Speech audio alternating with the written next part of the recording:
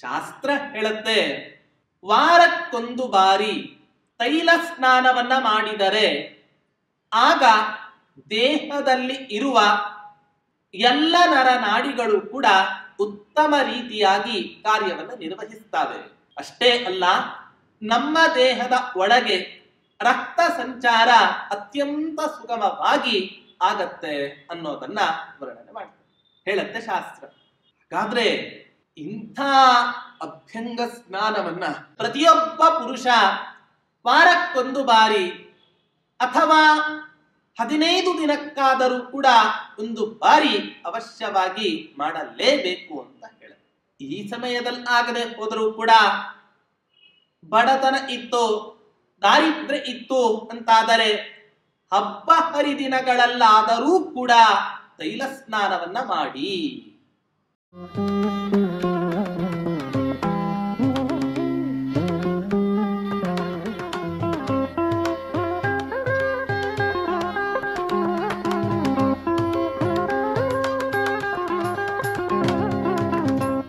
ಪೂಜ್ಯಾಯ ರಾಘವೇಂದ್ರಾಯ ಸತ್ಯಧರ್ಮರತಾಯ ಚ ಭಜತಾಂ ಕಲ್ಪವೃಕ್ಷಾಯ ನಮತಾಂ ಕಾಮಧೇನವೇ ದುರ್ವಾದಿಧ್ವಾಂತರವಯೇ ವೈಷ್ಣವೇಂದೀವರೇಂದವೇ ಶ್ರೀ ರಾಘವೇಂದ್ರ ಗುರವೇ ನಮೋ ಅತ್ಯಂತ ದಯಾಲವೇ.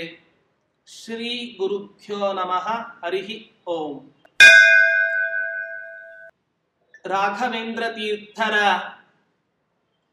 ಪೂರ್ವಾಶ್ರಮದ ಅನೇಕ ದಿನಗಳನ್ನ ಯಾವ ರೀತಿ ಆ ವೆಂಕಟನಾಥರು ಕಳಿತಾ ಇದ್ದರು, ಸುಧೀಂದ್ರ ತೀರ್ಥರ ಅಧ್ಯಯನ, ಸುಧೀಂದ್ರ ತೀರ್ಥರ ಹತ್ತಿರ ಅಧ್ಯಯನಕ್ಕೋಸ್ಕರ ಬಂದಾಗ ಯಾವ ರೀತಿಯಾದಂತಹ ಬಡತನ ಅವರನ್ನ ಬಾಧಿಸಿತು ಅನ್ನೋ ಅನೇಕ ಪ್ರಮೇಯಗಳನ್ನ ಕವಿಗಳು ವರ್ಣನೆಯನ್ನ ಮಾಡ್ತಾ ಇದ್ದಾರೆ, ವರ್ಣನೆ ಮಾಡಲಿಕ್ಕೆ ಆರಂಭ ಮಾಡಿದ್ದಾರೆ. ಅವರ ಬಡತನ ಯಾವ ರೀತಿ ಇತ್ತು ಅನ್ನೋದನ್ನ ನಿರೂಪಣೆ ಮಾಡ್ತಾ ಇದ್ದಾರೆ.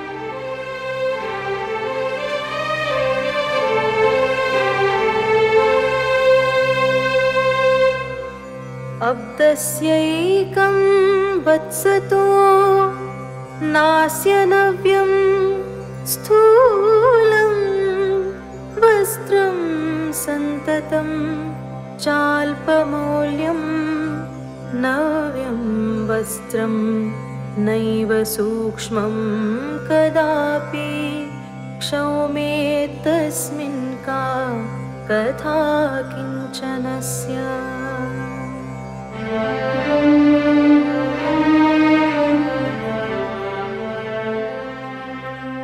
ಆ ವೆಂಕಟನಾಥರ ಬಡತನ ಎಷ್ಟು ಇತ್ತು? ಅವರ ಬಡತನದ ಪರಾಕಾಷ್ಠತೆಯನ್ನೇ ಮುಟ್ಟಿಬಿಟ್ಟಿತ್ತು. ಪ್ರಾಯ ಪ್ರಪಂಚದಲ್ಲಿ ಆ ವೆಂಕಟನಾಥರು ಅನುಭವಿಸಿದ ಯಾವ ಬಡತನ ಇದೆ, ಆ ಬಡತನ ಇನ್ನಾರೂ ಕೂಡ ಅನುಭವಿಸಲಿಕ್ಕೆ ಸಾಧ್ಯ ಇಲ್ಲ. ಯಾಕೆ? ಹೇಗಿತ್ತು ಅವರ ಬಡತನ? ನಾವೆಲ್ಲ ಅನೇಕ ಕಾವ್ಯಗಳಲ್ಲಿ, ಕಾಳಿದಾಸನ ಕಾವ್ಯ, ಭಾರವಿಯ ಕಾವ್ಯ, ಹೀಗೆ ಅನೇಕ ಕಾವ್ಯಗಳಲ್ಲಿ ರಾಜರ ಶ್ರೀಮಂತಿಕೆಯನ್ನ ವರ್ಣನೆ ಮಾಡೋದನ್ನ ನಾವೆಲ್ಲ ಕೇಳ್ತೇವೆ. ಬೇರೆ ಯಾವ ಕಾವ್ಯಗಳಲ್ಲಿಯೂ ಕೂಡ ಈ ವೆಂಕಟನಾಥರ ಬಡತನ, ಯಾವ ರೀತಿಯಾಗಿ ಬಡತನವನ್ನ ಅನುಭವಿಸಿದ್ದಾರೋ ಆ ರೀತಿಯಾದ ಬಡತನದ ವರ್ಣನೆ ಇತರ ಕಾವ್ಯಗಳಲ್ಲಿ ನಮಗೆ ಇವತ್ತಿನ ದಿನ ಸಿಗೋದಿಲ್ಲ. ಅಂಥ ವಿಪರೀತವಾದ ಬಡತನವನ್ನ ಈ ವೆಂಕಟನಾಥರು ಅನುಭವಿಸ್ತಾ ಇದ್ರು. ಹೇಗೆ? ಅಬ್ಧಸ್ಯೈಕಂ ಪಶ್ಯತೋ ನಾಸ್ಯ ನವ್ಯಂ ಸ್ಥೂಲಂ ವಸ್ತ್ರಂ ಸಂತತಂ ಚಾಲ್ಪಮೂಲ್ಯಂ. ವರ್ಷಪೂರ್ತಿ ಈ ವೆಂಕಟನಾಥರು ಒಂದೇ ಬಟ್ಟೆಯನ್ನೇ ಹಾಕ್ಕೊಳ್ತಾ ಇದ್ರಂತೆ. ಆ ವೆಂಕಟನಾಥರು ನಾವೆಲ್ಲ ನಿನ್ನೆ ಹಾಕೊಂಡಿರೋ ಬಟ್ಟೆ ಬಿಟ್ಟಾಕಿ ಬೆಳಿಗ್ಗೆ ಹಾಕಿಕೊಂಡ ವಸ್ತ್ರವನ್ನ ಮಧ್ಯಾಹ್ನ ಅಥವಾ ಸಾಯಂಕಾಲಕ್ಕೆ ಇನ್ನೊಂದು ಬಾರಿ ನಾವು ಹಾಕಿಕೊಳ್ಳಬೇಕು ಅಂತ ಹೇಳಿದರೆ 10 ಬಾರಿ ನಾವು ಆಲೋಚನೆಯನ್ನ ಮಾಡ್ತೇವೆ. ಯಾಕೆ? ನಾವು ಹಾಕಿಕೊಂಡ ಬಟ್ಟೆಯನ್ನ ನೋಡಿ ಜನರು ನಮ್ಮ ವ್ಯಕ್ತಿತ್ವವನ್ನ ಗುರುತಿಸ್ತಾರೆ. ಆದ್ದರಿಂದ ಹಾಕಿಕೊಳ್ಳುವ ಪ್ರತಿಯೊಂದು ಬಟ್ಟೆಯು ಕೂಡ ಅತ್ಯಂತ ಶಿಸ್ತಿನದ್ದಾಗಿರಬೇಕು ಅನ್ನೋ ಕಾರಣದಿಂದ ಪ್ರತಿಯೊಬ್ಬ ಮನುಷ್ಯನು ಕೂಡ ಜಗತ್ತಿನಲ್ಲಿ ಉತ್ತಮವಾದ ಬಟ್ಟೆಯನ್ನೇ ಧರಿಸ್ತಾನೆ ಪ್ರತಿನಿತ್ಯವೂ ಕೂಡ. ಆದರೆ ಈ ವೆಂಕಟನಾಥರು ವರ್ಷ ಪೂರ್ತಿ ಒಂದೇ ಬಟ್ಟೆಯಲ್ಲೇ ಅವರು ಕಾಲವನ್ನ ಕಳೀತಾ ಇದ್ದರು ಅಂತ ಹೇಳಿದ್ರೆ ಬಡತನ ಹೇಗಿತ್ತು ಅಂದ್ರೆ, ಹಬ್ಬ ಹರಿದಿನಗಳು, ದೀಪಾವಳಿ, ಯುಗಾದಿ, ನವರಾತ್ರಿ ಇವೇ ಮೊದಲಾದ ಶುಭ ಸಂದರ್ಭಗಳಲ್ಲಿ ಅಲ್ಪ ಸ್ವಲ್ಪ ಏನಾದ್ರೂ ದುಡ್ಡನ್ನ ಕೊಟ್ಟು ಯಾವುದಾದ್ರೂ ಒಂದು ತುಂಬಾ ಲೋ ಕ್ವಾಲಿಟಿಯ ಬಟ್ಟೆಯನ್ನಾದ್ರೂ ಕೂಡ ತೆಗೆದುಕೊಳ್ತಾ ಇದ್ರ ಅಂತ ಹೇಳಿದ್ರೆ ಅದಕ್ಕೂ ಕೂಡ ದುಡ್ಡಿರ್ತಾ ಇರ್ಲಿಲ್ವಂತೆ ಆ ವೆಂಕಟನಾಥರ ಹತ್ತಿರ. ಹಾಗಾದ್ರೆ ಇಂಥ ವೆಂಕಟನಾಥರಿಗೆ ಹಬ್ಬ ಹರಿದಿನಗಳಲ್ಲಿಯೇ ಸ್ವಲ್ಪ ದುಡ್ಡನ್ನ ಕೊಟ್ಟು ಯಾವುದಾದ್ರೂ ಬಟ್ಟೆಯನ್ನ ತೆಗೆದುಕೊಳ್ಳಲಿಕ್ಕೆ ದುಡ್ಡಿಲ್ಲ ಅಂತಾದರೆ ಇವರು ಯಾವತ್ತಾದ್ರೂ ಕೂಡ ರೇಷ್ಮೆ ಬಟ್ಟೆಯನ್ನ ತಮ್ಮ ಜೀವನದಲ್ಲಿ ಧರಿಸಲಿಕ್ಕೆ ಸಾಧ್ಯ ಉಂಟೆ? ಸಾಧ್ಯವೇ ಇಲ್ಲ. ಈಗಿನ ಕಾಲದ ಜನರ ಸ್ವಭಾವ ಯಾವ ರೀತಿ ಇರುತ್ತೆ ಅಂದ್ರೆ, ಹೊಟ್ಟೆ ಕಿಟ್ಟಿಲ್ಲ ಅಂದರೂ ಕೂಡ ಜುಟ್ಟಿಗೆ ಮಲ್ಲಿಗೆ ಹೂ ಇರಬೇಕು ಅನ್ನುವ ಸ್ವಭಾವದವರು. ತಿನ್ನೋದಕ್ಕೇನೂ ಕೂಡ ಇರೋದೇ ಇಲ್ಲ. ಆದರೆ ಎಲ್ಲಾ ಜನರ ಮುಂದೆ ನಾನು ಮಾತ್ರ ತುಂಬಾ ಚೆನ್ನಾಗಿ ಕಾಣಿಸ್ತಾ ಇರಬೇಕು ಅನ್ನುವಂತಹ ಸ್ವಭಾವದವರು ಇವರಾಗಿರ್ತಾರೆ. ಆದರೆ ವೆಂಕಟನಾಥರು ಮಾತ್ರ ಇಲ್ಲ ಅನ್ನುವಂತಹ ದುಃಖ ಅವರನ್ನು ಯಾವತ್ತೂ ಕೂಡ ಬಾಧಿಸಲೇ ಇಲ್ಲ. ಇವತ್ತಿನ ದಿನ ಬಡತನದಲ್ಲಿ ಎಷ್ಟೆಷ್ಟು ಜನ ಯಾವ ರೀತಿ ಆಗಿದ್ದಾರೆ ಅನ್ನೋ ಇತಿಹಾಸವನ್ನ ನಾವೆಲ್ಲ ಕೇಳ್ತೇವೆ. ಕುಚೇಲ ಎಂಥ ಜಗದೊಡೆಯನಾದ ಯಾವ ಶ್ರೀಕೃಷ್ಣ ಪರಮಾತ್ಮ ಇದ್ದಾನೆ, ಆ ಶ್ರೀಕೃಷ್ಣ ಪರಮಾತ್ಮನ ಅತ್ಯಂತ ಹತ್ತಿರದ ಸ್ನೇಹಿತ ಈ ಕುಚೇಲ. ಬಡತನ ಭಾಗವತ ದಶಮ ಸ್ಕಂಧದಲ್ಲಿ 103ನೇ ಅಧ್ಯಾಯದಲ್ಲಿ ಕುಚೇಲೋಪಾಖ್ಯಾನದಲ್ಲಿ ಅವನು ಅನುಭವಿಸಿದ ಬಡತನ ಯಾವ ರೀತಿ ಇತ್ತು ಅನ್ನೋದನ್ನ ವರ್ಣನೆ ಮಾಡ್ತಾರೆ. ಹರಕು ಮುರುಕು ಬಟ್ಟೆ, ತಿನ್ನೋದಕ್ಕೆ ಮನೆಯಲ್ಲಿ ಏನೂ ಕೂಡ ಇರಲೇ ಇಲ್ಲ. ಎಷ್ಟ ಅಂತ ತಾನೇ ಆ ಕುಚೇಲನ ಹೆಂಡತಿ ಆ ಬಡತನವನ್ನ ಸಹಿಸಿಕೊಂಡಿರ್ಲಿಕ್ಕೆ ಸಾಧ್ಯ? ಅದಕ್ಕೋಸ್ಕರ ಒಂದು ದಿನ ಆ ಕುಚೇಲನ ಮಡದಿ ಕುಚೇಲನ ಹತ್ತಿರ ಪ್ರಸ್ತಾಪವನ್ನ ಇಡ್ತಾಳೆ. ಇಡೀ ಪ್ರಪಂಚಕ್ಕೆ ಒಡೆಯನಾದ ಆ ಶ್ರೀಕೃಷ್ಣ ಪರಮಾತ್ಮ ಎಲ್ಲರಿಗೂ ಸಹಾಯವನ್ನ ಮಾಡ್ತಾನೆ. ಪರಿಚಿತರೇ ಇರಲಿ ಅಪರಿಚಿತರೇ ಇರಲಿ ಯಾರೇ ಇದ್ದರೂ ಕೂಡ ಅವರೆಲ್ಲರಿಗೂ ಸಹಾಯವನ್ನ ಮಾಡ್ತಾನೆ. ನಿಮಗೆ ಸಹಾಯ ಮಾಡಲಾರನೆ? ಗುರುಕುಲದಲ್ಲಿ ಅತ್ಯಂತ ಆಪ್ತ ಸ್ನೇಹಿತ ಅಂತ ಬೇರೆ ಹೇಳ್ತೀರಾ, ಅಂತ ನಿಮಗೆ ಆ ಶ್ರೀಕೃಷ್ಣ ಏನೂ ಸಹಾಯ ಮಾಡಲಾರನೆ. ಆದ್ದರಿಂದ ಈ ಬಡತನದಲ್ಲಿ ಇರೋದಕ್ಕಿಂತಲೂ ಕೂಡ ಆ ಕೃಷ್ಣನ ಹತ್ತಿರ ಹೋಗಿ ಏನಾದರೂ ಸಹಾಯವನ್ನು ಕೇಳಬಾರದೆ?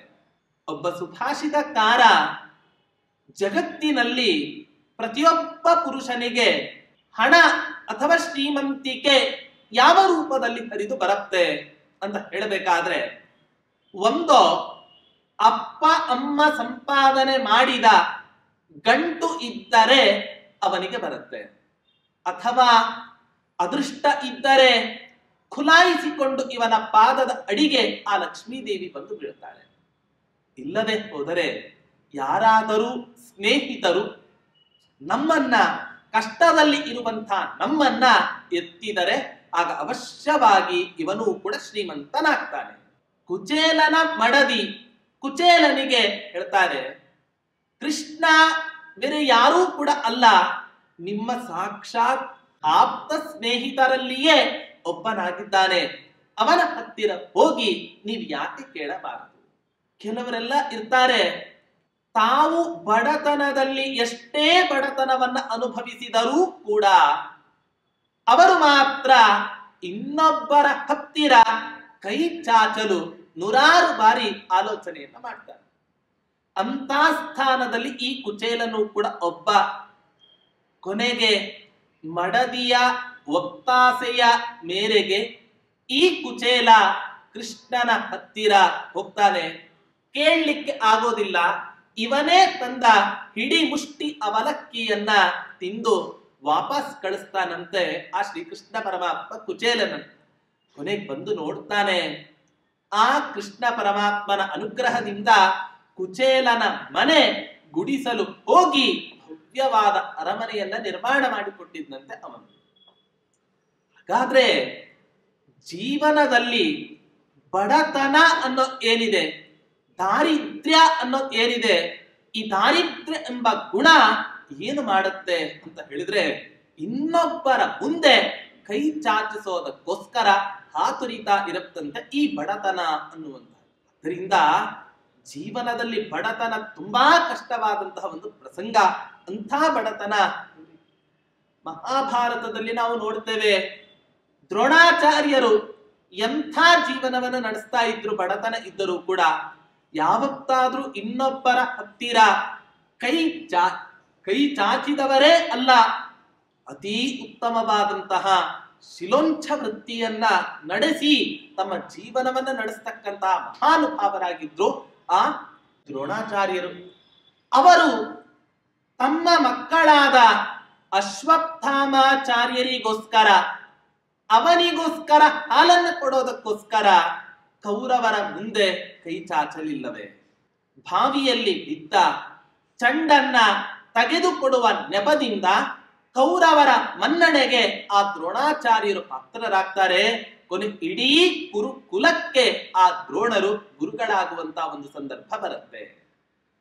ಹಾಗಾದರೆ ಬಡತನ, ಹಸಿವು ಇದೆಲ್ಲವೂ ಕೂಡ ಇನ್ನೊಬ್ಬರ ಮುಂದೆ ಕೈ ಚಾಚಿಸೋದಕ್ಕೋಸ್ಕರ ಸದಾ ಕಾಲ ಹಾತುರಿತಾ ಇರುತ್ತಂತೆ ಇವರಿಗೆ.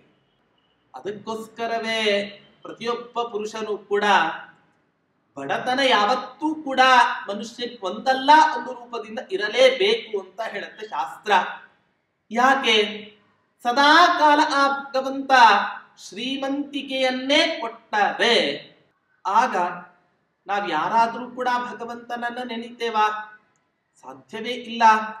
ಸಂಕಟ ಬಂದಾಗ ವೆಂಕಟರಮಣ, ಸಂಕಟ ಬಂದರೆ ಆಗ ಮಾತ್ರ ಆ ಭಗವಂತನ ಧ್ಯಾನವನ್ನ ನಾವು ಮಾಡ್ತೇವೆ, ಹೊರತು ಇಲ್ಲದೆ ಹೋದ್ರೆ ಇಲ್ಲವೇ ಇಲ್ಲ. ಮಹಾತಾಯಿ ಕುಂತಿ ಪ್ರಾರ್ಥನೆಯನ್ನು ಮಾಡ್ಕೋತಾಳೆ, ವಿಪದ ಸಂತು ನ ಶಶ್ವತ ತತ್ರ ತತ್ರ ಜಗತ್ಪತೆ. ಭಗವಂತ ಜೀವನದಲ್ಲಿ ಪ್ರತಿಯೊಂದು ಹೆಜ್ಜೆಯಲ್ಲಿಯೂ ಕೂಡ ನನಗೆ ನೀನು ಆಪತ್ತುಗಳನ್ನೇ ದಯಪಾಲಿಸು. ಯಾಕೆ? ಆಪತ್ತು ಕೊಡದೆ ಸಿರಿವಂತಿಕೆಯನ್ನ ಕೊಟ್ಟರೆ ನಿನ್ನ ವಿಸ್ಮರಣೆ ಆಗೋದಾದರೆ ಅಂಥ ಸಿರಿವಂತಿಕೆ ನನಗೆ ಬೇಡ. ವಿಜಯಧ್ವಜ ತೀರ್ಥರು ಪೇಜಾವರ ಮಠದ ಪರಂಪರೆಯಲ್ಲಿ ಬಂದ ದೊಡ್ಡ ಧೀರೋದಾತ್ತ ಸನ್ಯಾಸಿಗಳು ವಿಜಯಧ್ವಜ ತೀರ್ಥರು ತಮ್ಮ ಭಾಗವತ ಗ್ರಂಥಕ್ಕೆ ವ್ಯಾಖ್ಯಾನ ಬರಿಬೇಕಾದ್ರೆ ಒಂದು ಮಾತನ್ನ ಹೇಳ್ತಾರೆ. ಈ ವ್ಯಾಖ್ಯಾನದಿಂದ ಭಗವಂತ ನೀನು ಸಂಪ್ರೀತನಾಗಿದ್ದರೆ ನನಗೆ ಒಂದು ವರ ಕೊಡು. ಆ ವರ ಏನು ಅಂತ ಹೇಳಿದರೆ, ನನಗೆ ಬಡತನ ಎಂಬ ವರವನ್ನು ಕೊಡು. ಆ ಬಡತನದಿಂದ ಇನ್ನಷ್ಟು ಈ ಸಂಸಾರದಲ್ಲಿ ವಿರಕ್ತಿ ಉಂಟಾಗಿ ನಿನ್ನಲ್ಲಿ ಹೆಚ್ಚು ಮನಸ್ಸು ಇಳುವಂತೆ ನನಗೆ ಅನುಗ್ರಹವನ್ನ ಮಾಡು ಅಂತ ಬೇಡಿದಂತಹ ಮಹನೀಯರು ಆ ವಿಜಯಧ್ವಜ ತೀರ್ಥರು ಅಂತ ಹೇಳ್ತಾರೆ. ಹೀಗೆ ಈಗಿನ ಕಾಲದವರು ಮಾತ್ರ ಬಡತನ ಬೇಡ ಅಂತ ಕೇಳುವಂಥವರು. ಹಿಂದಿನ ಕಾಲದಲ್ಲೆಲ್ಲ ಕುಚೇಲರಾಗಬಹುದು, ಕುಂತಿ ಮಹಾತಾಯಿ ಆಗಬಹುದು, ದ್ರೋಣಾಚಾರ್ಯರಾಗಬಹುದು, ವಿಜಯದಾಸರು, ಕನಕದಾಸರು, ಇವರೇ ಮೊದಲಾದಂತಹ ಮಹನೀಯರು ಭಗವಂತನ ವಿಸ್ಮರಣೆಗೆ ಕಾರಣವಾಗುವಂತಹ ಯಾವ ಸಿರಿವಂತಿಕೆ ಇದೆ, ಆ ಸಿರಿವಂತಿಕೆ ಯಾವತ್ತೂ ಕೂಡ ನಮಗೆ ಜೀವನದಲ್ಲಿ ಬರುವುದು ಬೇಡ. ಆದ್ದರಿಂದ ಬಡತನವನ್ನೂ ಕೂಡ ಕೆಲವರು ಅಪೇಕ್ಷೆ ಪಟ್ಟು ಬಯಸಿದ್ದುಂಟು ಅನ್ನೋದನ್ನ ಇತಿಹಾಸ ನೋಡಿದಾಗ ನಮಗನಿಸುತ್ತೆ. ಆದ್ದರಿಂದ ಈ ವೆಂಕಟನಾಥರ ಈ ಗಾರ್ಹಸ್ಥ್ಯ ಜೀವನದಲ್ಲಿಯೂ ಕೂಡ ಎಂಥ ಬಡತನ ಇತ್ತು ಅಂತ ವರ್ಣನೆಯನ್ನ ಮಾಡ್ತಾ ಇದ್ದಾರೆ. ಹಬ್ಬ ಹರಿದಿನಗಳಲ್ಲೇ ಒಂದು ದುಡ್ಡನ್ನ ಕೊಟ್ಟು ಹೊಸ ಬಟ್ಟೆ ತಗೊಳ್ಳಿಕ್ ಆಗದೆ ಇರ್ತಕ್ಕಂಥ ಈ ವೆಂಕಟನಾಥನಿಗೆ ರೇಷ್ಮೆ ಬಟ್ಟೆ ಯಾವತ್ತಾದ್ರೂ ಕೂಡ ಕನಸನ್ನು ಕಾಣ್ಲಿಕ್ಕೆ ಸಾಧ್ಯ ಉಂಟಾ? ರೇಷ್ಮೆ ಬಟ್ಟೆ ಕನಸನ್ನು ಕಾಣ್ಲಿಕ್ಕೆ ಉಂಟಾ? ಮಾನ ಮುಚ್ಕೊಳ್ಳಿಕ್ಕೆ 2 ತುಂಡು ಬಟ್ಟೆ ಆದ್ರೆ ಸಾಕು ಅನ್ನುವ ರೀತಿಯಲ್ಲಿ ಆ ವೆಂಕಟನಾಥರು ಬಟ್ಟೆಯನ್ನ ಸಂಪಾದನೆ ಮಾಡ್ತಾ ಇದ್ರು. ಕ್ಷೌಮೆ ತಸ್ಮಿನ್ ಕಾ ಕಥಾ ಅಕಿಂಚನಸ್ಯ. ದರಿದ್ರನಾದಂತ ಆ ವೆಂಕಟನಾಥನಿಗೆ ತಾನೇ ರೇಷ್ಮೆ ವಸ್ತ್ರವನ್ನ ಕನಸಿನಲ್ಲಿಯೂ ಕೂಡ ಬರ್ಲಿಕ್ಕೆ ಸಾಧ್ಯ ಇಲ್ಲ ಅಂತಾದ್ರೆ ಇನ್ನು ನನಸಿನಲ್ಲಿ ಹೇಗ್ ತಾನೇ ಬರ್ಲಿಕ್ಕೆ ಸಾಧ್ಯ ಉಂಟು? ಇಂಥ ಒಂದು ವಿಪರೀತವಾದಂತ ಅತ್ಯಂತ ತುಂಬಾ ಬಡತನವನ್ನ ಆ ವೆಂಕಟನಾಥ ಅನುಭವಿಸಿದ್ರು ಅನ್ನೋದನ್ನ ನಿರೂಪಣೆಯನ್ನ ಮಾಡ್ತಾ ಇದ್ದಾರೆ. ಹೀಗೆ ನಿರೂಪಣೆಯನ್ನ ಮಾಡ್ತಾ ಮುಂದಿನ ಶ್ಲೋಕದಲ್ಲಿ ಆ ವೆಂಕಟನಾಥರು ಎಷ್ಟೆಷ್ಟು ದಿನಕ್ಕೊಂದು ಬಾರಿ ತೈಲಾಭ್ಯಂಗವನ್ನ ಮಾಡಿಕೊಳ್ತಾ ಇದ್ರು. ಇಷ್ಟು ಬಡತನ ಇದ್ದರೂ ಕೂಡ ಆ ವೆಂಕಟನಾಥರು ಎಷ್ಟೆಷ್ಟು ದಿನಕ್ಕೊಂದು ಬಾರಿ ಆ ಅಭ್ಯಂಗ ಸ್ನಾನವನ್ನ ಮಾಡ್ತಾ ಇದ್ರು. ಅಥವಾ ಅನೇಕ ಭಕ್ಷ್ಯ ಭೋಜ್ಯಗಳನ್ನ ತುಪ್ಪದಲ್ಲಿ ಕರೆದು ಸವಿಯಾದ ರುಚಿಯನ್ನ ತಿಂತಾ ಇದ್ರು ಆ ವೆಂಕಟನಾಥರು ಅನ್ನೋದನ್ನ ಕವಿಗಳು ಇಲ್ಲಿ ವರ್ಣನೆಯನ್ನ ಮಾಡ್ಲಿಕ್ಕೆ ಆರಂಭ ಮಾಡ್ತಾ ಇದ್ದಾರೆ.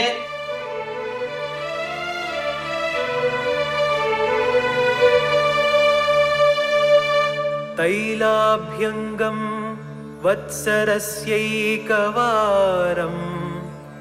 ನೈತಸ್ಯಾಸ್ತಿ ಪ್ರಾಜ್ಯಮಾಜ್ಯಂ ಕಥಂ ಸ್ಯಾತ್ ಅಗ್ನಿಷ್ಟೋ ಮೇನಾಧಿಕಾರಿ ಕಥಂ ಸ್ಯಾತ್ ಜ್ಯೋತಿಷ್ಟೋ ಮೇ ಜಾಂತ ಸಂಸ್ಥಾಧಿಕಾರಿ.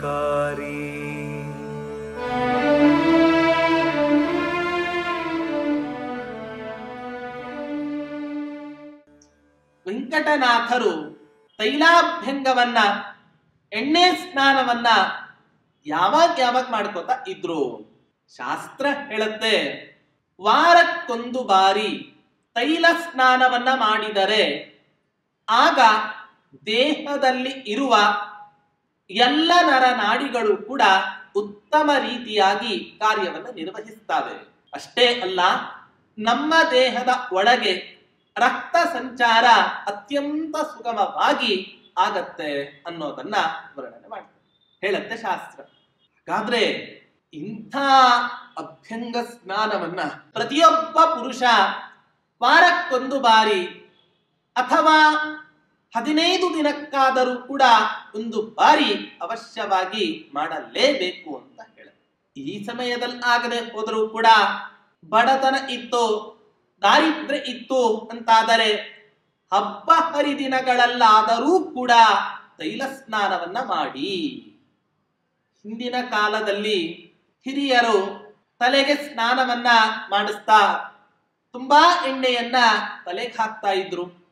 ಅಷ್ಟೇ ಅಲ್ಲ, ಆರೋಗ್ಯ ತುಂಬಾ ಚೆನ್ನಾಗಿರಬೇಕು ಅನ್ನೋ ಕಾರಣದಿಂದ ಎಣ್ಣೆಯನ್ನ ಸ್ವಲ್ಪ ಬೆಚ್ಚನೆ ಮಾಡಿ ಕಿವಿಗಳಲ್ಲಿ ಹಾಕುವಂತಹ ಸಂಪ್ರದಾಯವನ್ನ ನಾವು ನೋಡ್ತಾ ಇದ್ವು. ಈಗಿನವರು ಹಾಕೊಳ್ಳೋದಿಲ್ಲ. ಅವರೇ ಹಾಕೊಳ್ಳೋದಿಲ್ಲ ಅಂದ್ರೆ ಅವರ ಮಕ್ಕಳಂತೂ ಹಾಕಿಕೊಳ್ಳಲಿಕ್ಕೆ ಸಾಧ್ಯವೇ ಇಲ್ಲ. ಅದರಿಂದ ಮತ್ತಷ್ಟೇ ಅಲ್ಲ, ಶಾಸ್ತ್ರ ಹೇಳುತ್ತೆ, ಯಾವ ಯಾವ ದಿನಗಳಲ್ಲಿ ತೈಲ ಸ್ನಾನವನ್ನ ಮಾಡಬಾರದು. ಮಂಗಳವಾರ, ಶನಿವಾರ, ದಿನತ್ರಯ ವ್ರತಗಳಲ್ಲಿ, ದಶಮಿ, ಏಕಾದಶಿ, ದ್ವಾದಶಿ ಈ 3 ದಿನಗಳಲ್ಲಿ, ಅಮಾವಾಸ್ಯೆ, ಸಂಕ್ರಮಣ, ಗ್ರಹಣದಂತ ಪರ್ವಕಾಲಗಳಲ್ಲಿ ಈ ದಿನಗಳನ್ನ ಹೊರತುಪಡಿಸಿ ಉಳಿದ ದಿನಗಳಲ್ಲಿ ಅವಶ್ಯವಾಗಿ ಅನುಕೂಲ ಆದಾಗ ತೈಲ ಸ್ನಾನವನ್ನು ಮಾಡಬೇಕು ಅಂತ ಶಾಸ್ತ್ರ ಹೇಳುತ್ತೆ. ಆದರೆ ವೆಂಕಟನಾಥರು ಎಷ್ಟು ದಿನಕ್ಕೊಂದು ಬಾರಿ ತೈಲ ಸ್ನಾನವನ್ನ ಮಾಡ್ತಾ ಇದ್ದರು? ನಂತರ ವಾರಕ್ಕೊಂದ್ಸಲನೋ ಅಥವಾ 15 ದಿನಕ್ಕೊಂದು ಸಲವೋ ಅಥವಾ ತಿಂಗಳಿಗೊಂದು ಸಲವೋ ಮಾಡ್ತಾ ಇರಲಿಲ್ಲ. ವರ್ಷಕ್ಕೊಂದು ಬಾರಿ ಮಾಡಿದರೆ ಅದೇ ಹೆಚ್ಚಂತೆ ಆ ವೆಂಕಟನಾಥರಿಗೆ. ಎಂತಾನೆ ಇರ್ಲಿಕ್ಕೆ ಸಾಧ್ಯ? ತಿನ್ನೋದಕ್ಕೆ ಇಲ್ಲ ಅಂತ ಹೇಳಿದ್ರೆ ಇನ್ ತಲೆ ಹಚ್ಕೊಳಿಕ್ಕೆ ಯಾವತ್ತಾದ್ರೂ ಕೂಡ ಇರ್ಲಿಕ್ಕೆ ಸಾಧ್ಯ ಉಂಟೆ? ನಮ್ದೆಲ್ಲ ಹಿಂಗಂದ್ರೆ ಗಡದ್ದಾಗಿ ತಿಂತೇವೆ, ಎಷ್ಟು ತಿಂತೇವೋ ಅಷ್ಟೇ ತಲೆ ತುಂಬಾ ಚಿಂತೆಯನ್ನೂ ಕೂಡ ರೋಗಗಳನ್ನೂ ಕೂಡ ನಾವು ಹೊತ್ತುಕೊಂಡು ಇವತ್ತಿನ ದಿನ ನಾವು ಜೀವನವನ್ನ ನಡೆಸ್ತಾ ಇದ್ದೇವೆ.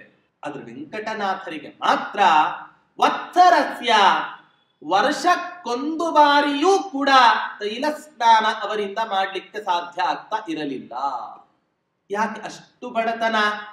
ತೈಲ ಸ್ನಾನವನ್ನೇ ಮಾಡ್ಲಿಕ್ಕಾಗದೆ ಇರ್ತಕ್ಕಂಥ ಈ ವೆಂಕಟನಾಥರಿಗೆ ಯಾವತ್ತಾದ್ರೂ ಕೂಡ ತುಪ್ಪದಲ್ಲಿ ಊಟವನ್ನೇನಾದ್ರೂ ಕೂಡ ಮಾಡಿದ್ದಾರಾ ಅಂತ ಕೇಳಲಿಕ್ಕೆ ಸಾಧ್ಯ ಉಂಟಾ ವೆಂಕಟನಾಥರಿಗೆ? ಎಣ್ಣೆಗೆ ಗತಿ ಇಲ್ಲ ಅಂತ ಹೇಳಿದ್ರೆ ತುಪ್ಪ ಯಾವತ್ತಾದ್ರೂ ಕೂಡ ಸಿಗ್ಲಿಕ್ಕೆ ಸಾಧ್ಯ ಉಂಟೇನ್ರಿ? ತುಪ್ಪ ಪ್ರತಿಯೊಬ್ಬ ಮನುಷ್ಯ ತನ್ನ ಜೀವನದಲ್ಲಿ ಆರೋಗ್ಯಪೂರ್ಣವಾಗಿ ಇರಬೇಕು ಅಂತ ಹೇಳಿದರೆ ಆಗ ಅವಶ್ಯವಾಗಿ ತುಪ್ಪದ ಸೇವನೆಯನ್ನ ಮಾಡಬೇಕು. ಆಯುರ್ವೈ ಘೃತಂ, ತುಪ್ಪ ಅನ್ನೋದು ಹೇಗಿದೆ? ಯಾರ್ಯಾರು ತುಪ್ಪವನ್ನ ಜಾಸ್ತಿ ತಿಂತಾರೋ ಅವರ ಆಯುಷ್ಯ ಜಾಸ್ತಿ ಆಗತ್ತೆ ಅಂತ ಸ್ವತಃ ವೇದ ಮಂತ್ರವೇ ಹೇಳಿದಂತ ಒಂದು ಮಾತು. ಅಂತ ಹೇಳಿ ತುಪ್ಪ ತಿನ್ನೋದು, ಬೇಕಾದಷ್ಟು ತಿನ್ನೋದು, ಹೋಗಿ ಮಲ್ಕೊಂಡ್ ಬಿಡೋದು, ಬೇಗ ಸಾಯ್ತೀಯಾ ಅಂತ ಅರ್ಥ. ಎಷ್ಟು ಹಿಂದಿನ ಕಾಲದಲ್ಲಿ ತುಪ್ಪವನ್ನ ತಿಂತಿದ್ರೋ ಆ ತಿಂದ ತುಪ್ಪವನ್ನ ಕರಗಿಸಿಕೊಳ್ಳಲಿಕ್ಕೆ ಅದರಷ್ಟೇ ಅಥವಾ ಅದರ 2 ಪಟ್ಟು ಕೆಲಸವನ್ನ ನಮ್ಮ ಹಿರಿಯರು ಮಾಡ್ತಾ ಇದ್ರು. ಆಗ ಆ ತಿಂದ ತುಪ್ಪ ನಮ್ಮ ಆಯುಷ್ಯವನ್ನ ಹೆಚ್ಚಿಸ್ಲಿಕ್ಕೆ ಸಾಧ್ಯ ಆಗತ್ತೆ. ಏನೋ ಸಿಕ್ತು ಬಾ ತುಪ್ಪ ಅಂತ ಹೇಳಿ ಗಡತ್ತಾಗಿ ತಿನ್ನೋದು, ತಿಂದ ತಕ್ಷಣನೇ ಮಲ್ಕೊಂಡ್ ಬಿಡೋದು. ನಮ್ದೆಲ್ಲ ಹೆಂಗ್ ಸಮಸ್ಯೆ ಅಂದ್ರೆ ಊಟ ಮಾಡದೆ ಇದ್ರೆ ಉಪವಾಸ ಇದೆ ಅನ್ನೋ ಕಾರಣಕ್ಕೋಸ್ಕರ ನಿದ್ದೆ ಬರುತ್ತೆ, ತಿಂದ್ರೆ ಹೊಟ್ಟೆ ತುಂಬಿದೆ ಅನ್ನೋ ಕಾರಣಕ್ಕೋಸ್ಕರ ನಿದ್ದೆಯನ್ನ ಮಾಡ್ತಕ್ಕಂಥವ್ರು ನಾವೆಲ್ಲರೂ ಕೂಡ. ಆದ್ದರಿಂದ ಆಯುರ್ವೈ ಘೃತಂ, ಆಯುಷ್ಯ ಸಾಧನೆ ಯಾವಾಗ ಆಗ್ತಾ ಇತ್ತು ಅಂತ ಹೇಳಿದ್ರೆ ಎಷ್ಟು ತುಪ್ಪವನ್ನ ನಾವು ತಿಂತೇವೋ ಅಷ್ಟೇ ಕೆಲಸವನ್ನ ಯಾವಾಗ ಮಾಡ್ತೇವೋ ಆಗ ಅದರ ಕೆಲಸ ಆಯುಷ್ಯ ಅಭಿವೃದ್ಧಿಯನ್ನ ಮಾಡ್ತಕ್ಕಂಥದ್ದಾಗ್ತಾ ಇತ್ತು.